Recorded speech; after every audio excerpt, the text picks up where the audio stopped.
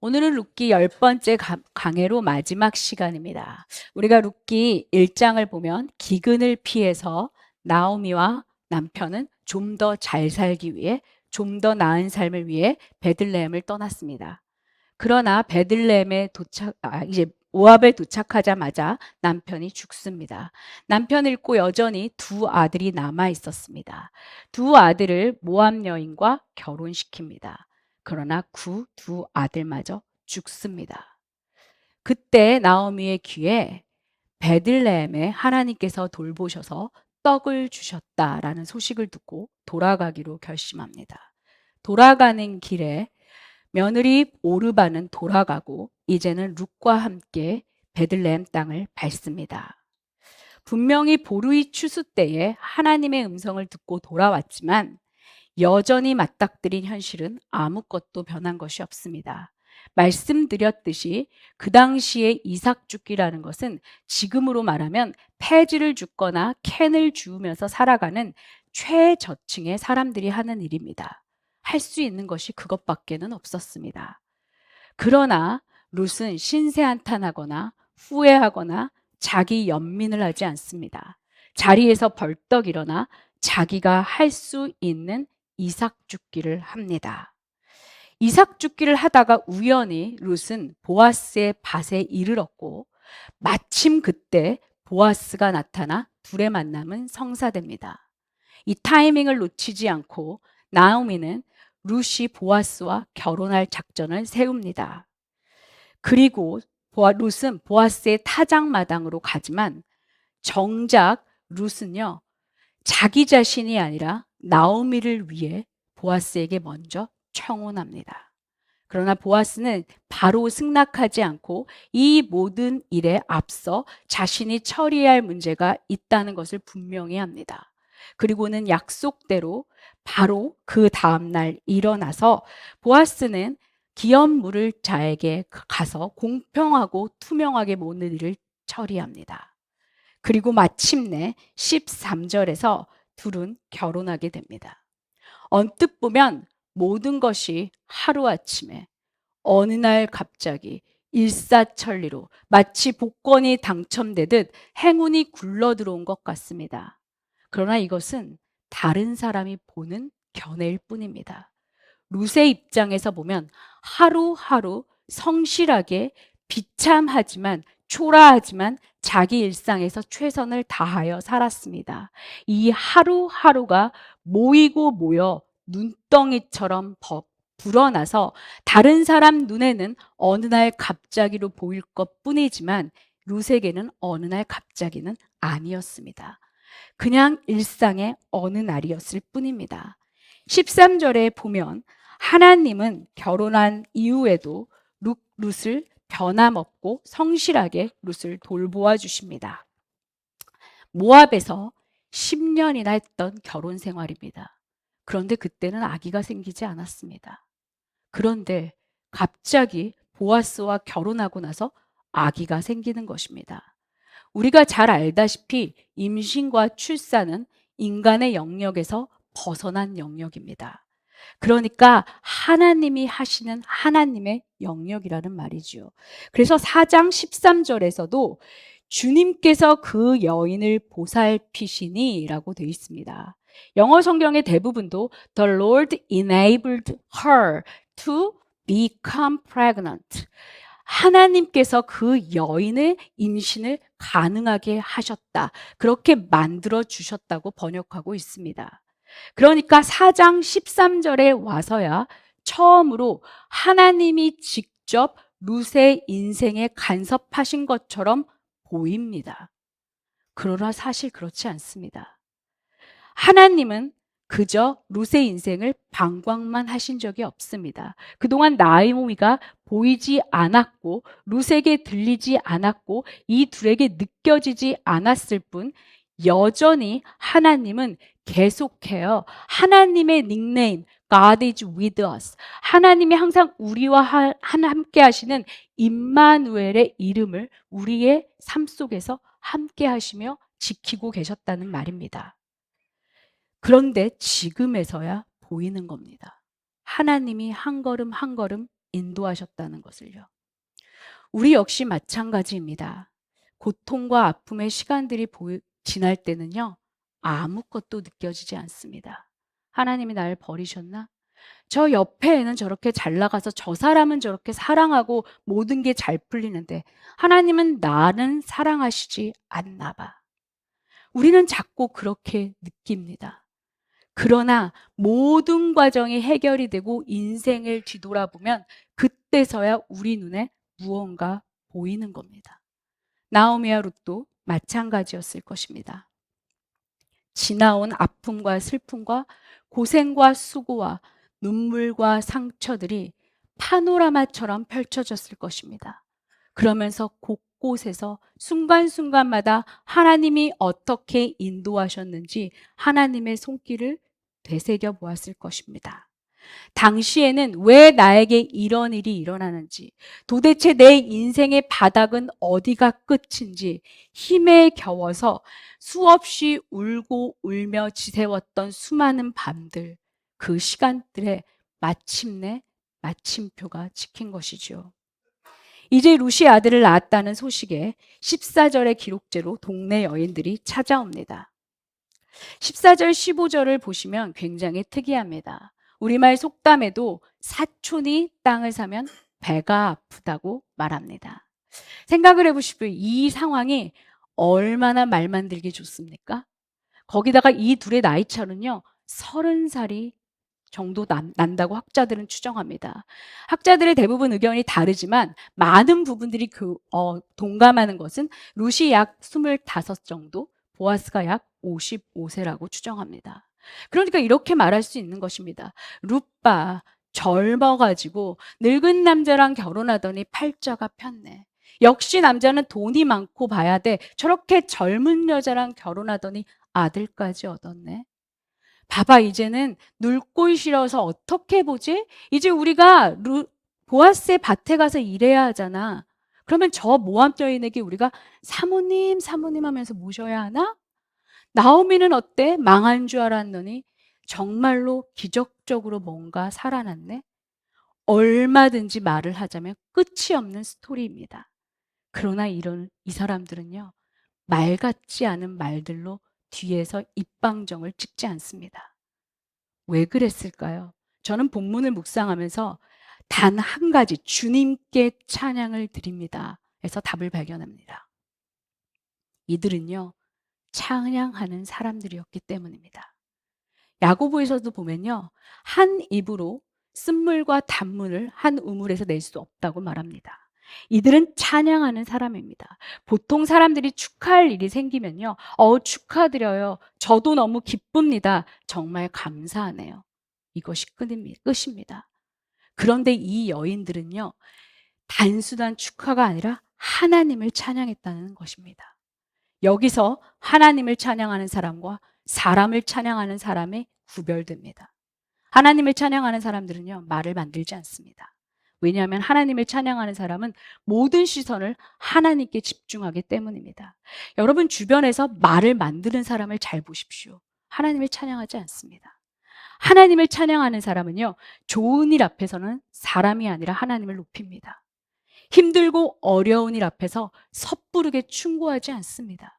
얄팍하게 위로를 건네지 않습니다. 조용히 하나님께 기도하고 묵묵히 곁에서 함께 울어줍니다.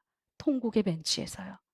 그러나 사람을 찬양하는 사람들은요, 모든 시선이 하나님께만 가 있습니다. 그래서 좋은 일이 생기면요, 사람을 높입니다. 저분이 저렇게 했어. 저 사람 때문이야. 저 사람 때문에 우리가 이렇게 된 거야. 그리고 뒤에서는 시기 질투합니다. 나쁜 일이 생기면요, 앞에서는 쉽게 섣부른 충고를 내뱉습니다. 그러니까 내가 그렇게 하지 말라 그랬잖아. 그때 그렇게 했어야지. 그리고 떠들썩하게 얄팍한 위로를 건넵니다. 그리고는 뒤에서 내 그럴 줄 알았어. 그때부터 난 알아봤어.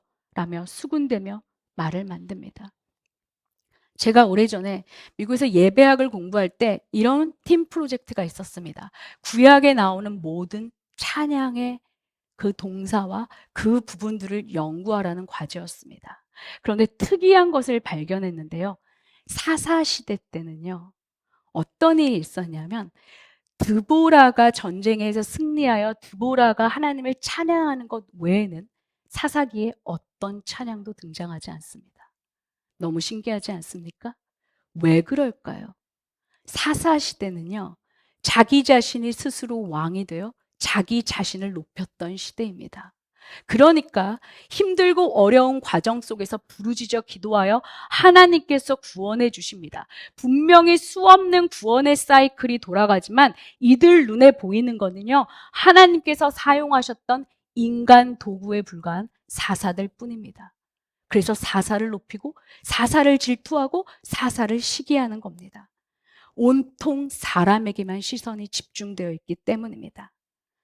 그런데 이뿐일까요? 사사시대는요, 서로를 헐뜯고 정죄하고 왕따시키는 문화입니다. 그래서 모든 사람들이 서로를 미워하고 정죄하며 시기하고 질투하고 왕따하는 일을 서슴지 않습니다. 하나님의 공동체에서 하나님의 사람들이라는 사람들이 이런 일을 하는 겁니다.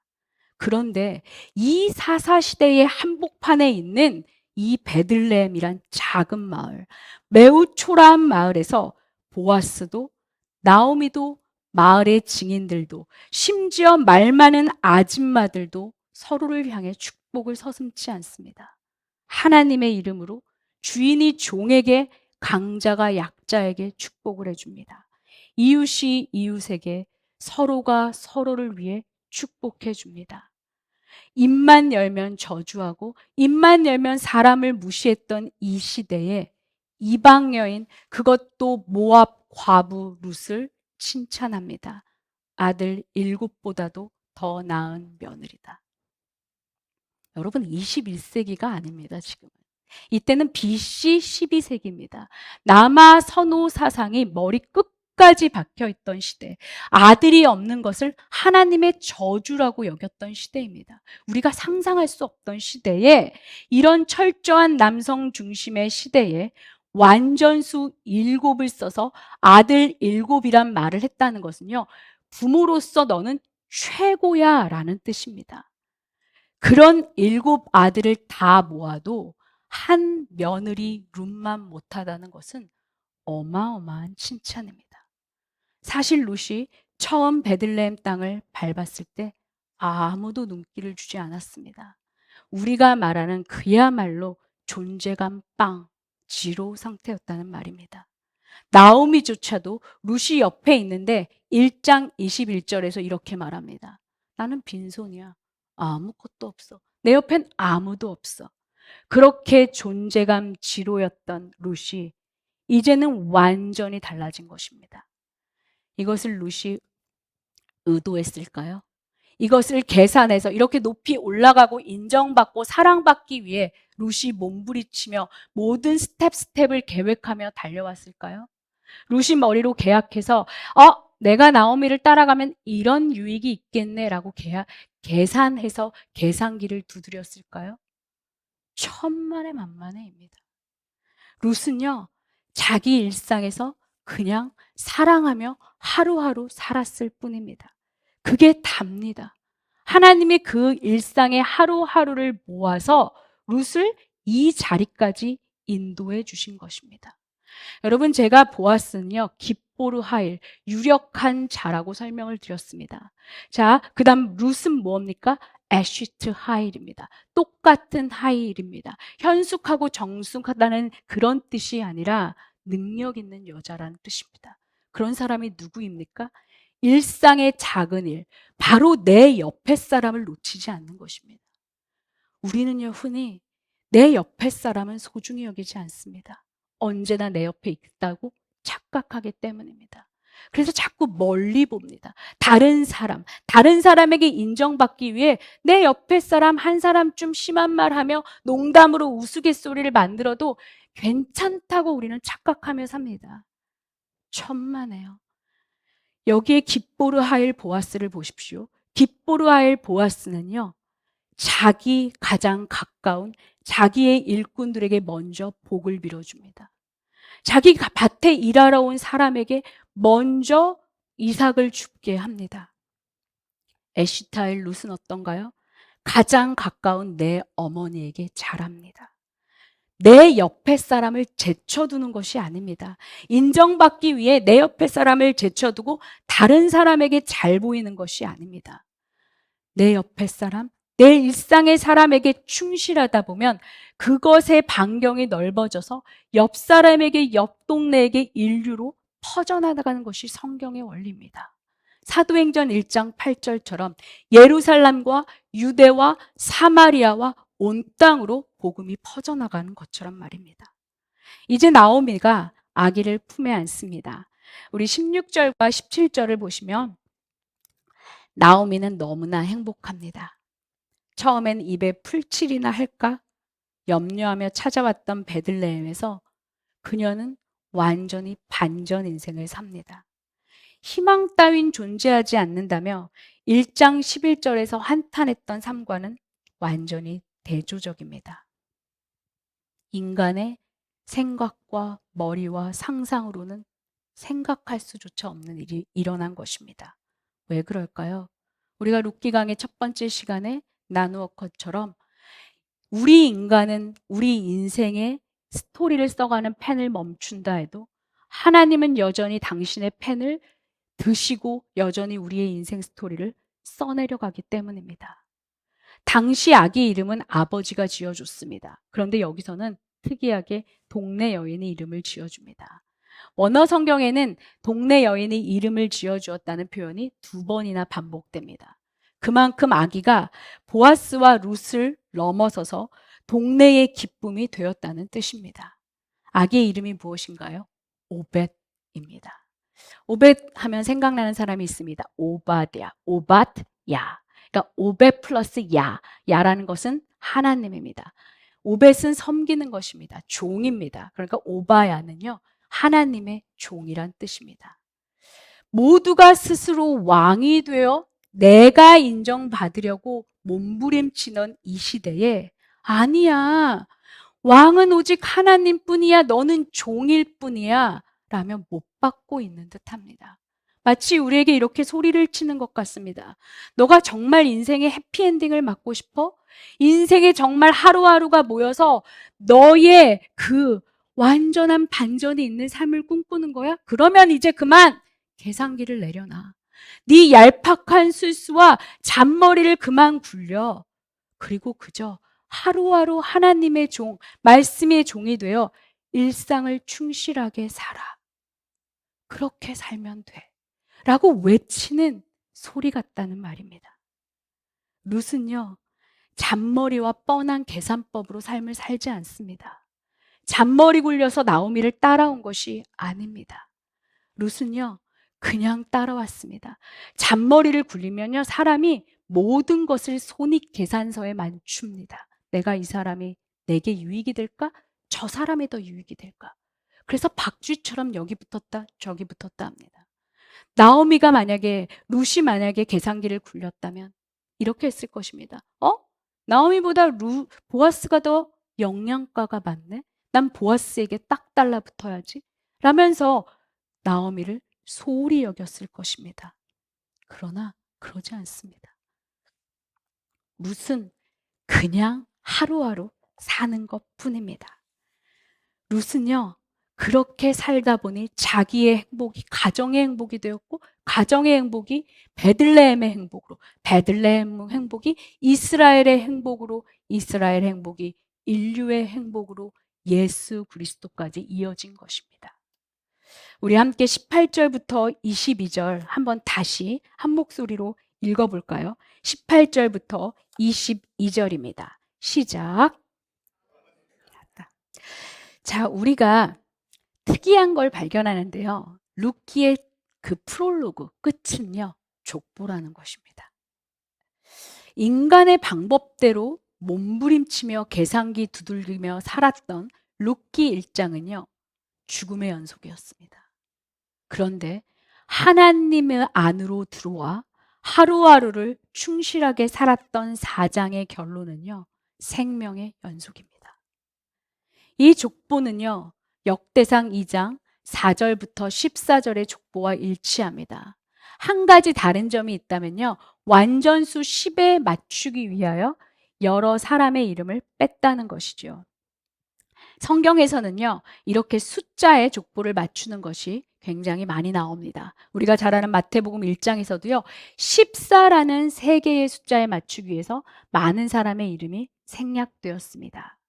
특별히 10이라는 숫자가 강조될 때는요, 어떤 의미가 있냐면 마태복음 5장에서도 셈에서부터 노아에 이르기까지의 10명의 족보가 나오는데요.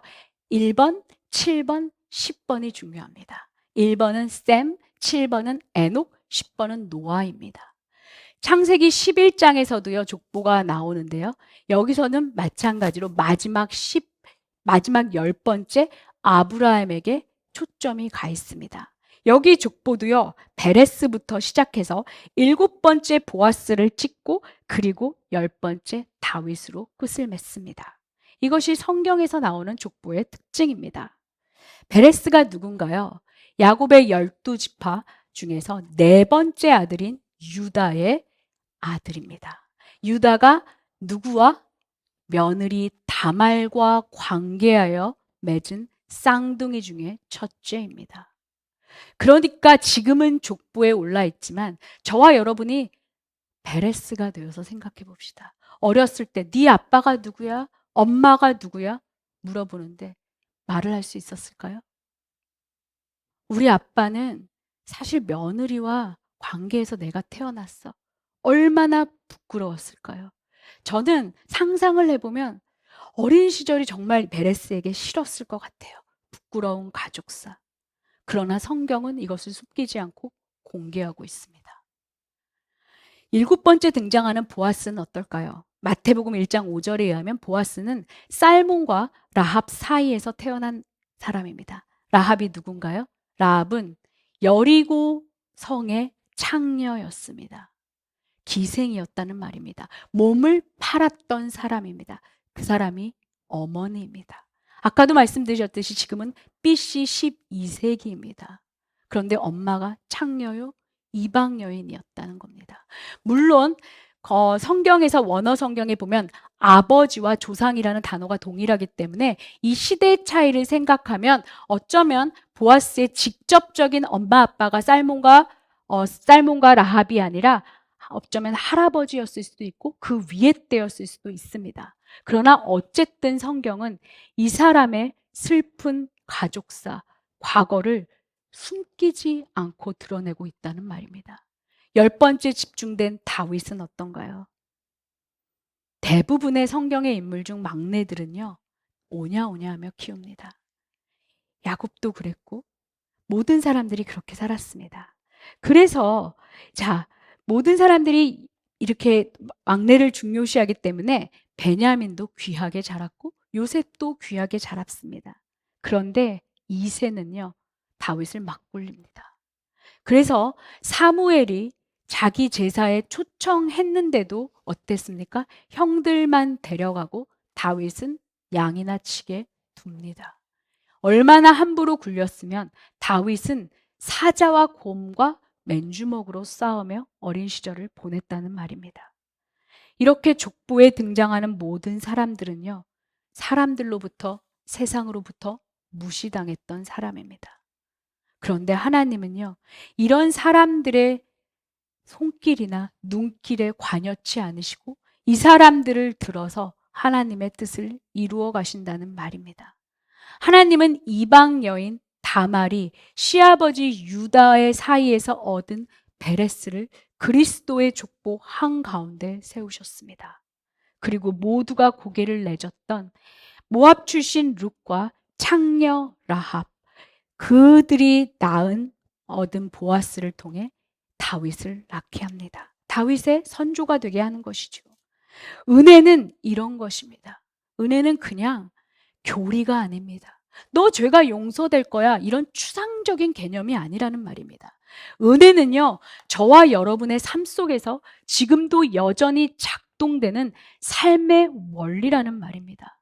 우리의 실수와 실패가 아무리 커도 우리의 약점과 허점이 얼마나 크든지 간에, 우리의 출신과 스펙이 얼마나 형편없든 간에 이와 상관없이 하나님은 이 모든 것을 덮어버리는 은혜로 우리 삶에 역사하신다는 말입니다.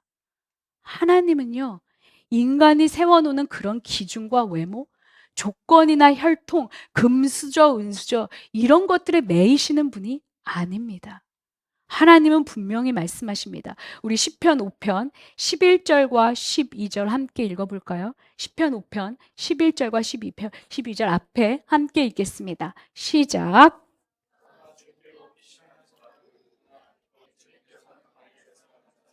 복을 베풀어 주시고 큼직한 방패처럼 그들을 은혜로 지켜주십니다. 하나님은요, 자신의 날개로 들어온 모든 사람들을 끝까지 은혜로 덮어주십니다. 오늘로 우리는 10주간의 룻기 강해를 마칩니다. 그런데요, 룻기는 족보로 끝이 납니다. 성경에서요, 족보가 나올 때는 이런 의미입니다. 이제는 새로운 인물이 등장하고 새로운 시대, 새로운 이야기가 펼쳐질 거야. 창세기 4장, 5장, 11장, 25장 다 그러합니다. 그러니까 비록 이 시대는요, 끝을 향해 달려가는 것 같습니다. 모두가 왕이 되어서 미친 듯이 질주하는 정말 끝나버린 시대. 그런데 하나님은요, 하나님의 펜을 놓지 않으시고 여전히 새로운 스토리를 준비하고 계시다는 것이 룻기에서 볼 수 있는 결론이라는 말입니다. 나오미의 삶은 어땠을까요? 모든 것을 다 잃었습니다. 사람들도 나오미는 이제 끝이라고 말했습니다. 나오미에게 엘리멜렉의 죽음은요, 절망이었습니다. 나오미와 룻에게 기럯과 말론의 죽음은요, 인생 끝이라는 종결 선언이었습니다. 나오미와 룻과 보아스에게 더 가까운 친족이 있었다는 것은 엄청난 넘을 수 없는 장애물이 존재한다는 의미였습니다. 그런데 하나님은요, 하나님이 펜을 들고 계시기에 이런 모든 문제와 상처와 아픔과 장애물과 방해물을 다 모아 오히려 가장 선한 길로 인도하실 수 있었다는 말입니다. 왜요? 하나님은 이 모든 것을 덮으실 만큼 크신 분이기 때문입니다. 우리는요, 이제 룻기 1장을 열었을 때와는 완전히 다른 절망과 두려움이 아닌 소망과 새로운 시작의 기대로 가득 찬 4장을 끝내고 있습니다. 우리의 시작이 얼마나 초라했든, 우리 실수와 실패가 얼마나 치명적이든, 우리의 과거와 현재가 얼마나 비참하든, 저와 여러분의 상처가 얼마나 크든, 우리의 절망과 고통이 얼마나 깊든 이와는 상관없습니다. 왜냐하면 하나님의 은혜는 이보다 훨씬 더 크고 하나님의 능력은 이와는 비교할 수가 없기 때문입니다. 저와 여러분이 그리스도 예수 안에만 있다면, 복음 안에만 있다면 우리의 실수와 실패와 상처와 아픔은 아무런 문제가 되지 않습니다. 하나님이 당신의 뜻을 향하여 부르신 우리를 가장 선한 길로 인도하시기 때문입니다. 그러나 여기서 한 가지 중요한 원리가 있습니다. 이렇게 모든 것을 덮고도 낳는 하나님의 은혜와 능력과 자비, 사랑을 아는 사람은요, 하루하루를 허투루 살지 않습니다. 우리는요, 하나님의 은혜를 우리 머릿속에, 교리 속에 가두고 있기 때문에요, 은혜는 은혜고 나의 삶은 삶입니다. 그래서 최선을 다하지 않습니다. 하나님이 알아서 해줄 텐데 뭐 대충 하루하루 삽니다. 그런데 그렇게 살면요, 아무런 일도 일어나지 않습니다. 성경의 어떤 인물도 그렇게 멀리만 내다보면서 하나님이 뭔가 나를 위해 하시겠지, 계산기 두드리며 약삭 빠르게 머리 굴리며 산 사람은 한 명도 없습니다. 여러분, 요셉이 머리를 굴리며 계산기를 굴려서 저 간수에게 잘 보이면 내가 요셉의 애굽의 총리가 되겠지 라며 살았습니까? 아닙니다. 그냥 감옥이 자기 일상이니까 감옥에서 열심히 산 것입니다. 다윗이 처음부터 왕이 될 목적으로 양을 치며 목숨을 바쳐 양 한 마리를 지키기 위해 살았습니까? 아닙니다. 다윗의 머릿속에, 인생 계획표 속에 이스라엘의 왕이라는 것은 처음부터 존재하지도 않았습니다. 하나님은 일상에 충실했던 한 사람 한 사람의 하루하루를 모아서 하나님의 일을 이루어 가십니다. 이것이 룻기에서 보면서 우리가 얻는 결론입니다. 하나님은 룻의 걸음걸음마다 지혜를 입히셨고 생각을 주셨고 행동할 수 있는 용기를 주셔서 하나님의 우연과 마침이라는 징검다리들을 건너서 마침내 해피엔딩이라는 결론에 도달하게 하신 것이라는 말입니다. 그러니까 우리가 머리를 굴릴 필요가 없습니다. 자꾸만 과거를 경험을 생각해서 현재를 판단하고 현재를 기반 삼아 미래에 대해서 계산기를 두드리지 마십시오. 우리 어차피요, 계산기 굴려보고 계획 세워봤자 여러분 인생 돌아보면 내 맘대로 된 거 있습니까? 없습니다. 언제나 우리 앞에는요, 나보다 더 가까운 기업 물을자 같은 엄청난 방해와 장애물이 나타나는 것이 우리의 인생입니다. 예수님은요, 우리에게 이제부터 나에게 기도해. 길을 보여줘. 그러면 내가 너에게 환상으로 길을 보여줄게. 내가 너에게 음성으로 이 길이야 라고 알려줄게. 라고 말씀하시지 않습니다. 예수님은요, 내가 곧 길이야 라고 말씀하십니다. 이 의미가 무엇일까요? 이것도 여러분 교리입니까? 이것도 여러분 머릿속에 받친 하나의 그냥 말씀 한 구절입니까? I am the way. 여러분 이건요 말씀이 아니라 일상입니다. 길이라는 건요 무엇입니까? 예수님 손 붙잡고 하루하루 기도하며 말씀 보며 하루하루 걸어가는 겁니다. 그러다가 얼마가 지나 내 인생길 뒤를 돌아보았을 때 이상하다. 나는 길을 생각하고 있지 않고 여기까지 예수님 손 붙잡고 왔는데 하나님과 함께한 하루하루가 모여서 인생길 뒤돌아보니 그것이 어느새 길이 되어 있는 것입니다. 이것이 예수님이 길이라는 의미입니다. 여러분 예수님이 길이요 진리요 생명이요. 이것을 여러분 교리 안에 머리에 묶어두고 살면요. 크리스천의 데일리 라이프는 아무것도 존재하지 않습니다. 그냥 주일날 와서 손 들고 예배하고 찬양하고 목사님 말씀 정말 좋아. 이게 끝입니다. 여러분 길이라는 건요. 하루하루 살다가 어느 날 10년 뒤, 5년 뒤, 20년 뒤 돌아봤을 때 내가 예상치 않았던 길이 예수님과 함께한 길이 되어 열려있는 것을 목도하는 것이 예수님과 함께 동행하는 길입니다. 보이지 않고 들리지 않고 어디로 가야 할지 모르지만 하루하루 그냥 예수님 손잡고 걷는 겁니다. 그러다 보면요. 어느 날 선명하게 아주 조금씩 선명하게 보이는 것들이 있는 겁니다. 영원히 안 보일 수도 있지만 50세, 60세, 아니 35세, 40세 조금만 가서 보면 이 길에 인도하시려고 하나님이 나에게 그때 그렇게 아픔을 주셨구나. 생각하며 느끼며 감사하며 우리의 시각이 넓어질 기회들이 온다는 것입니다. 어느 날 갑자기가 아닙니다. 나는 사랑하는 사람을 잃었습니다라는 니콜라스 월터 스토프라는 사람이 쓴 책이 있습니다. 여기서 이런 구절이 있었습니다. 눈물이 고인 눈으로 세상을 보니까 예전에는 마른 눈으로 볼 수 없었던 것을 볼 수 있게 됩니다. 이 말이 굉장히 마음에 와닿습니다. 우리가 고통의 용광로를 지나면 니콜라스 월터 스토프는 이렇게 말합니다. 세상의 상처를 향한 연민으로 고민이 커지게 되고 주변 사람들을 향한 우리 사랑이 확장되며 선하심에 대한 감사가 활활 타오르고 우리의 삶의 통찰력은 훨씬 더 깊어지는 것을 경험합니다. 그래서 고통은요 항상 값진 것입니다. 바라기는 저와 여러분이 내게 주어진 일상 하루하루를 살아가시기를 바랍니다. 하루하루 살다 보면 어느새 내 인생을 뒤돌아봤을 때 예수님과 손잡고 온 그 하루하루가 모여 내 삶의 길이 되었음을 목도하게 될 것입니다. 바라기는 말씀을 제발 말씀 속에 가둬두지 마세요.